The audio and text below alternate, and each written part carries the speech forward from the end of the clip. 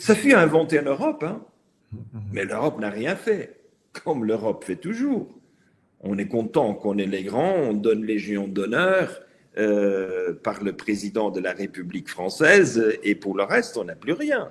Ce que je constate, c'est que dans les opérations spatiales, eh bien, nous sommes restés sur la grande taille parce qu'on voit bien la fusée, on voit bien les grands appareils, mais le futur est certainement la miniaturisation de tout. L'Europe est nulle part, absolument nulle part. Ariane est dépassée, complètement dépassée.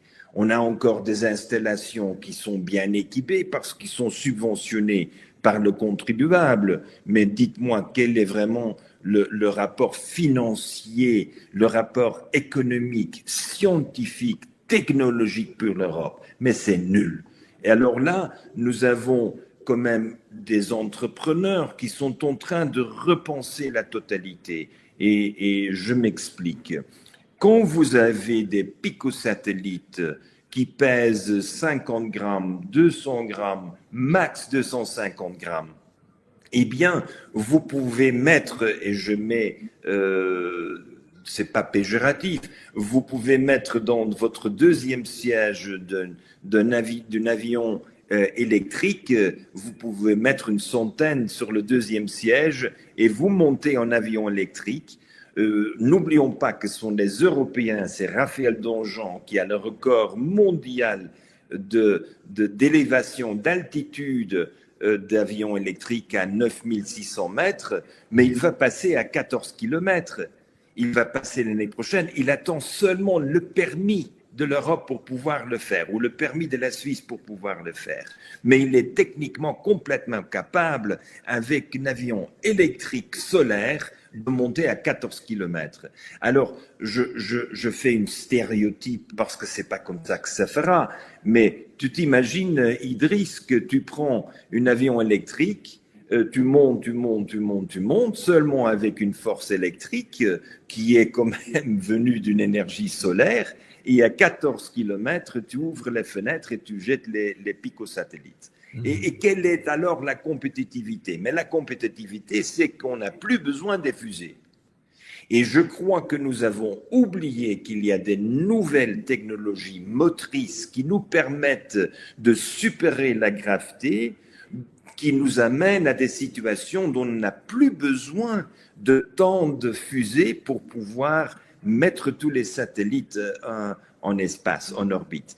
Et c'est là où je vois que, bien entendu, des Européens ont les technologies en main, mais c'est toujours la même chose. L'Europe invente et après n'industrialise pas. Et c'est là où nous avons, je suis un grand fan de Raphaël Danjean et de cette vision. Raphaël, d'ailleurs, était le premier de... Ouais. Excuse-moi. Solar Stratos, hein, parce que tout le monde ne connaît pas Raphaël Danjean ici, donc je vais afficher son site puisque c'est l'inventeur de Solar Stratos à partir des compétences d'avion solaire. Donc je vais partager cette image rapidement. Et ça a un énorme potentiel, en effet, comme tu l'as dit, pour le lancement de satellites ou pour la capacité, bien sûr, à faire des couches intermédiaires entre les lancements par fusée et les lancements beaucoup plus légers comme ceux-là. Donc voilà, Solar Mais Stratos. tu vois le siège derrière, hein, on met le plein avec des picosatellites. Ouais, Alors, ouais. Idriss, ça c'est la révolution. Mais cette révolution est faisable quand vous avez la miniaturisation dans votre sang. Mhm. Et c'est ça ce qui m'étonne quand même, que l'Europe n'a jamais fait un effort que nos ingénieurs deviennent des experts en miniaturisation. La force des Japonais, et on sait très bien la force des puces et toute structure, nous devons miniaturiser. Ouais. Et c'est les Chinois qui l'ont dans leur sang, les Japonais l'ont dans leur sang. Et si on n'arrive pas à prendre ça, eh bien nous avons une perte de force de frappe, d'innovation, qui est simplement culturelle. C'est culturel, la miniaturisation. Et je proposais déjà à l'époque que les jeunes Européens qui vont étudier en Chine et au Japon devraient concentrer sur la miniaturisation, sur cette obsession de faire tout toujours plus petit. Et ça va changer évidemment le futur de la communication spatiale. Mais j'ai dit qu'il y a deux technologies qui changent. L'autre technologie, c'est que de plus en plus les satellites qui étaient basés sur radio, parce qu'enfin c'est la communication, donc une communication radio, sont en train de changer dans une communication laser. Alors quel est le problème? Le problème, c'est que nous, le laser n'a jamais été usé d'une manière très répandue. On a des lasers qui sont industriels, on a des lasers qui sont médicaux, mais on n'a pas du tout une culture d'usage des lasers pour communication. Et la révolution que nous sommes en train de voir, c'est qu'évidemment, la grande majorité des satellites avec radar, avec communication, eh bien, ce sont tous des systèmes qui dépendent de radio. Et le radio n'a pas le débit d'information dont nous avons besoin.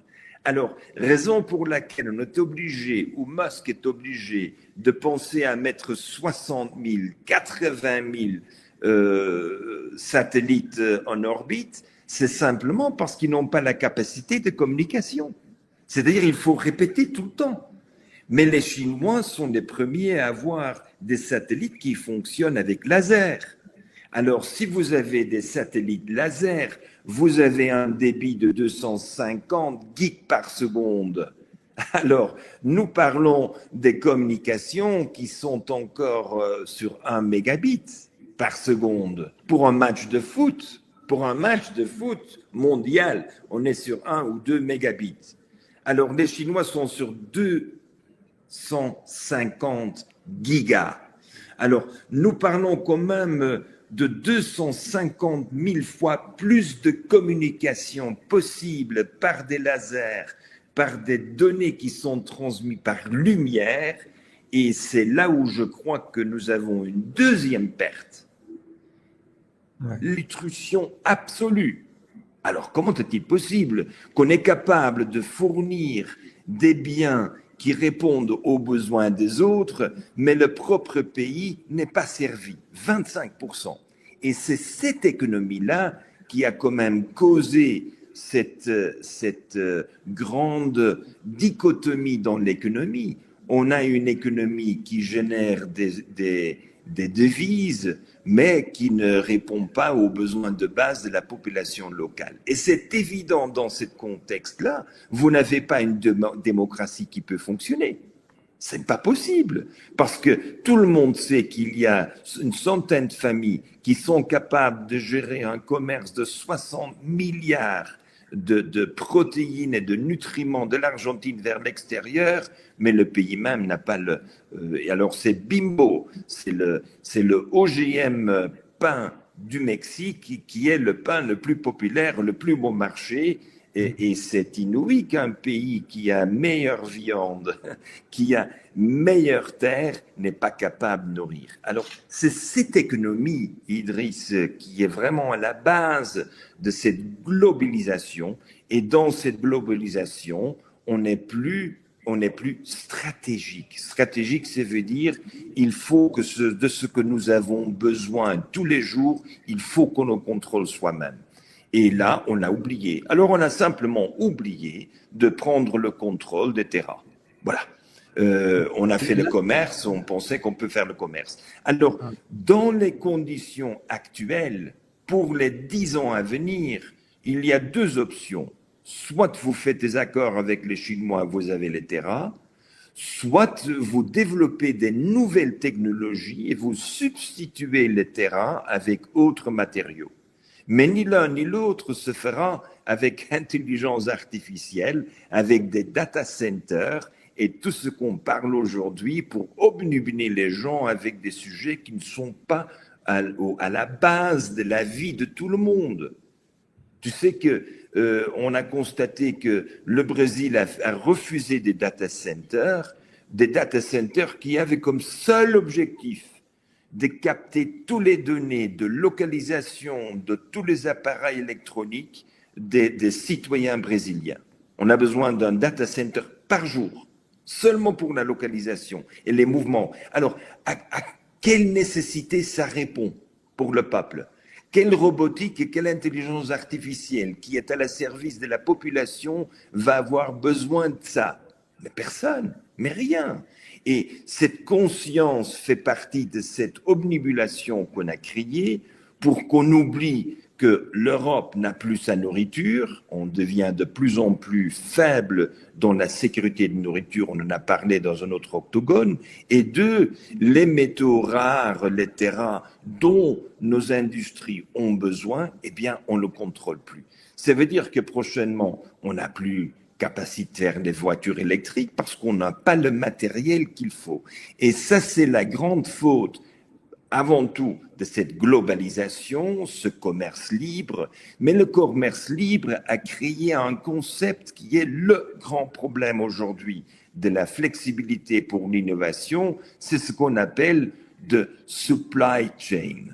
Cette chaîne d'approvisionnement est devenue un straitjacket, c'est devenu une corsette qui est si serrée que bien vous ne pouvez plus bouger. Alors, c'est exactement ce que tu es en train de décrire, c'est que nous avons une situation où on n'a plus de terrain, on n'a pas de réserve, on ne parvient pas à les avoir, et tout d'un coup, comme on fait le lien avec le début de notre échange, tout d'un coup, une guerre prolongée ne fonctionne plus. On ne peut plus, parce que les simples attaques et contre-attaques vont utiliser les derniers Patriots qu'on a encore en stock, et il n'y a pas de moyen de fabriquer en gros volume.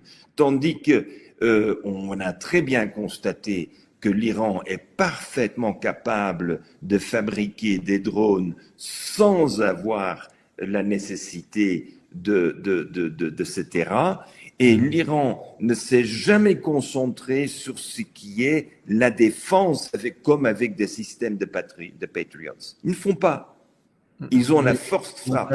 Et aujourd'hui, oui, et aujourd'hui, finalement, tout le monde se rend compte qu'ils ont une telle bonne information qu'ils peuvent frapper une par une avec, ils envoient 10, 20, 30, 50 drones et ils savent que 2-3 drones vont frapper et entre-temps, comme quand même les terrains, les objectifs sont arrosés avec des drones, on sait très bien qu'après 2-3 heures, ils n'ont plus de Patriots pour se défendre.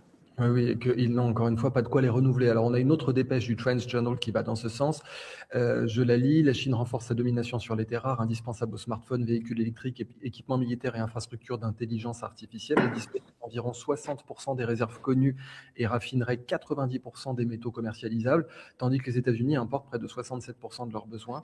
Pékin utilise désormais ses exportations comme instrument de pression, notamment contre les entreprises américaines liées à la défense, donc comme Lockheed Martin.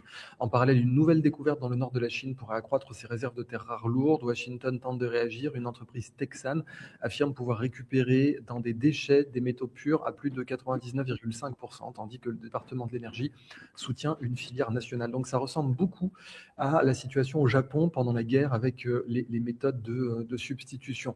Alors pas la peine de commenter davantage cette dépêche, je pense qu'on en a assez dit sur les terres rares. Par contre, puisqu'on parle du Japon, on sait que les carry trades sont encore aujourd'hui dans l'actualité. C'est la fin du cheap money et tout le modèle japonais semble être en pleine révolution. Pourtant, les Abenomics n'ont pas pu aller jusqu'à leur terme. D'ailleurs, Shinzo Abe a été assassiné dans des circonstances extrêmement suspectes. Certains disent, parce qu'on est dans le contexte aujourd'hui des auditions d'Anthony Fauci, sur lesquelles j'ai fait une émission sur ma chaîne avec le professeur Raoult, que l'assassinat de Shinzo Abe serait lié à sa politique vis-à-vis des injections obligatoires au Japon, où il avait été extrêmement sceptique, et on voit que le temps lui a donné raison. Parallèlement, on sait que le modèle économique japonais est en plein bouleversement. toi qui connais très très bien le Japon, on a besoin de tes éclairages là-dessus parce que, comme on dit, quand le Japon éternue, c'est le monde qui s'enrhume, puisque le Japon est le fournisseur de monnaie pas chère de la terre entière. Alors je lis la dépêche qui vient de Reuters cette fois. Les États-Unis et le Japon auraient mené leur première intervention monétaire coordonnée depuis 2011 pour enrayer l'effondrement du yen, tombé à son plus bas niveau depuis 40 ans. Les données de la Banque du Japon laissent entrevoir une opération proche de 59 milliards de dollars, complétée par des achats américains estimés entre 50 et 10 milliards. L'enjeu dépasse largement la seule monnaie japonaise. Un yen trop faible renchérit les importations énergétiques, alimente l'inflation intérieure. On rappelle que le Japon est extrêmement dépendant des importations, mais qu'en même temps, il ne peut pas se permettre d'avoir un yen trop fort parce que son économie est aussi exportatrice. Tokyo aurait pu financer une intervention solitaire en vendant une partie de ses importantes réserves de bons du Trésor américain, au risque de faire monter les taux aux États-Unis. Cette coopération révèle ainsi l'interdépendance des deux économies. Malgré le rebond de la devise, l'écart persistant entre les taux japonais et américains pourrait continuer d'encourager les sorties de capitaux et la spéculation contre le yen. Ce spread des taux japonais-américains est-il en train d'empoisonner l'économie mondiale, Gunther, et d'où vient-il? Alors, il y a une situation qui est très étrange, que le yen est en train de s'effondrer, ça c'est une réalité, on le voit. Et de l'autre côté, pour la première fois, il y a un taux d'intérêt d'1%, 1,5%. Normalement, avec l'annonce de soumettre le système banquier à un taux d'intérêt qui était de facto zéro pendant 25 ans, zéro, normalement avec la nouvelle qu'il y a maintenant ce taux d'intérêt d'1%, 1,5%, on aurait dû voir un redressement quand même sérieux du yen. Ce n'est pas produit. Alors c'est très inquiétant. Qu'est-ce que ça nous dit? Eh bien, Idriss, ça reconfirme ce que j'ai argumenté précédemment. C'est qu'on est en train de créer deux systèmes financiers. Alors, quand vous avez un système monétaire mondial où vous avez une monnaie qui domine, c'est le dollar, eh bien, vous avez la possibilité de gérer des économies comme l'économie japonaise, avec des manipulations financières, taux d'intérêt, vente, achat, dollars, treasury bonds, etc. C'est possible. Mais de facto, aujourd'hui, on a déjà 40% moins d'économie. Alors, on ne couvre plus 100% de l'économie mondiale. On est peut-être encore à 50-60%. Mais tout le monde sait très bien qu'il y a un retrait mondial.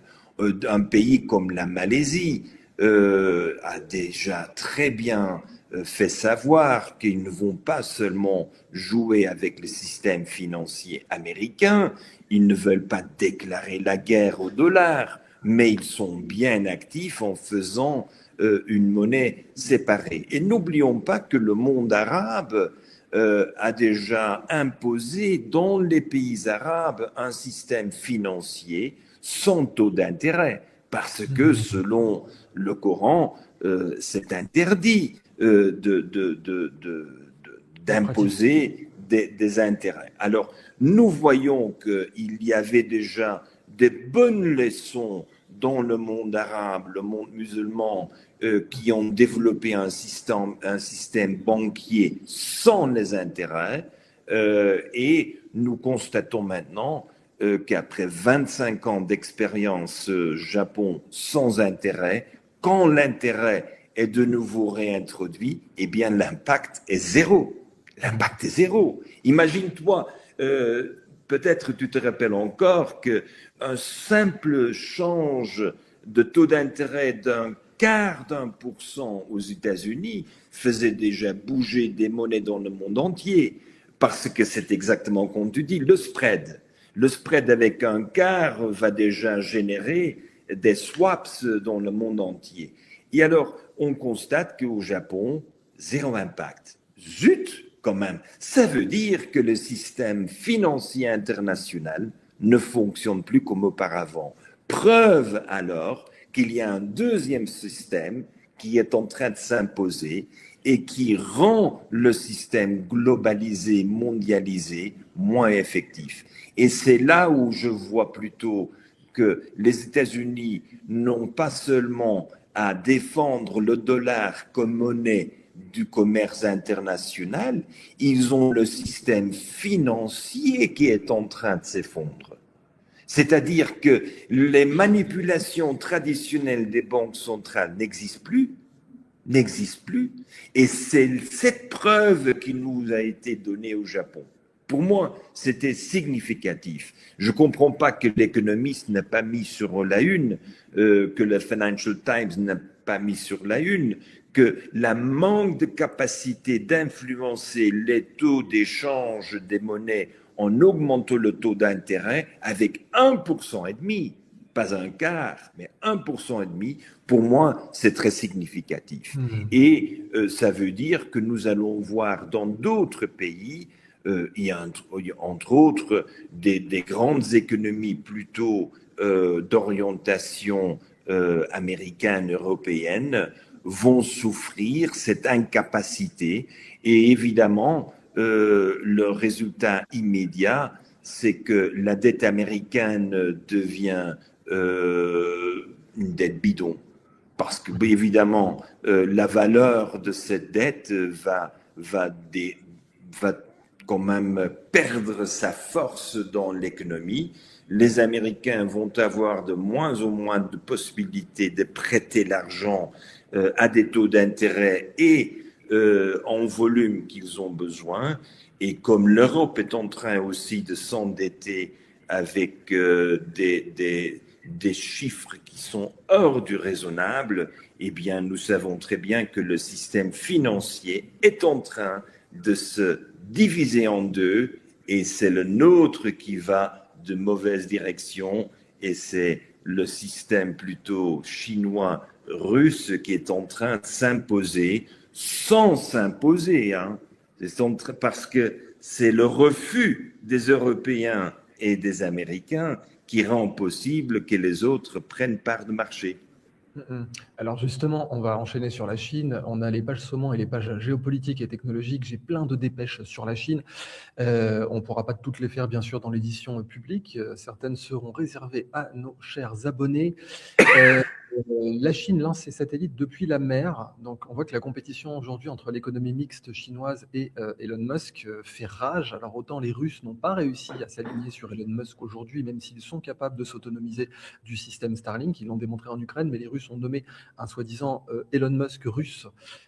Jeune, beau gosse, etc., mais pas du tout aussi entrepreneur que Elon Musk, pas quelqu'un qui est capable de voir des fusées exploser et de rester, de garder sa carrière en vie. Par contre, les Chinois, avec leur modèle d'économie mixte, eh bien, eux font le taf. Alors, je te lis la dépêche, elle vient du Asia Times.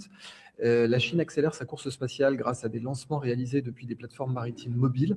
L'entreprise Orient Space a placé 9 charges utiles en orbite basse avec sa fusée Gravity One, lancée depuis un navire en mer de Chine orientale, haute de 30 mètres et pesant 405 tonnes. Elle développe une poussée de 600 tonnes, ce qui en ferait la plus puissante fusée opérationnelle à propergol solide. La mission comprenait notamment des satellites d'observation optique et radar. On a parlé de l'Iran justement, c'est exactement comme ça que l'Iran domine aujourd'hui avec ses satellites d'observation optique et radar. Et puis bien sûr infrarouge, ce qui aujourd'hui fait sauter complètement la furtivité des F-35. Ainsi que Chiguang 201, présenté comme le premier satellite chinois capable de traiter des images directement en orbite grâce à l'intelligence artificielle. Là aussi, c'est ça qui permet de faire sauter la furtivité des F-35. Ces bases mobiles facilitent des trajectoires optimisées et le remplacement rapide de satellites détruits. L'innovation commerciale possède donc une dimension militaire évidente liée au renseignement, au ciblage et aux communications militaires sécurisées. J'ai évidemment envie de te demander, Gunther, où en est l'Europe dans tout ça? On n'a pas beaucoup parlé de l'Union européenne, mais quand même, on voit que les deux vrais players, ce sont les États-Unis et la Chine dans cette course aux satellites. Alors, la course aux satellites est une course qui se poursuivra pour des décennies. Il y a 2 développements technologiques importants. La première, c'est évidemment l'édition Pico des satellites. Et c'est qu'on est en train de fabriquer des satellites qui ont une durée de vie de 2-3 ans, pas plus. Alors, nous voyons quand même que ces développements changent complètement la nécessité des fusées. Parce que si vous avez des satellites qui pèsent des tonnes, eh bien, vous avez besoin d'une force contre la gravité qui est 10 fois plus. Mais si vous avez des picosatellites que vous pouvez distribuer librement dans l'espace, eh bien, vous avez autre moyen de les lancer. Et c'est là où je ne vois pas beaucoup de débats. Les Chinois ont été, et c'est typique, je l'ai toujours dit dans aussi d'autres émissions, que les Chinois et les Japonais sont les rois de la miniaturisation. Parce que, si vous voulez lire un texte chinois scientifique, tu as besoin de 60 000 caractères que tu dois reconnaître, qui sont composés de jusqu'à 27 petits traits. Alors, si tu as la capacité de lire un article scientifique avec un tel détail, eh bien, vous avez immédiatement dans votre cerveau la capacité de la miniaturisation. Voilà les amis, nous sommes parvenus au terme de cette vidéo. J'espère qu'elle vous a plu. Si c'était le cas, n'hésitez pas à liker cette vidéo, à la partager, abonnez-vous à ma chaîne et activez la cloche de notification pour ne manquer aucune de mes prochaines publications. On se donne rendez-vous à la prochaine vidéo. D'ici là, portez-vous bien. Bye.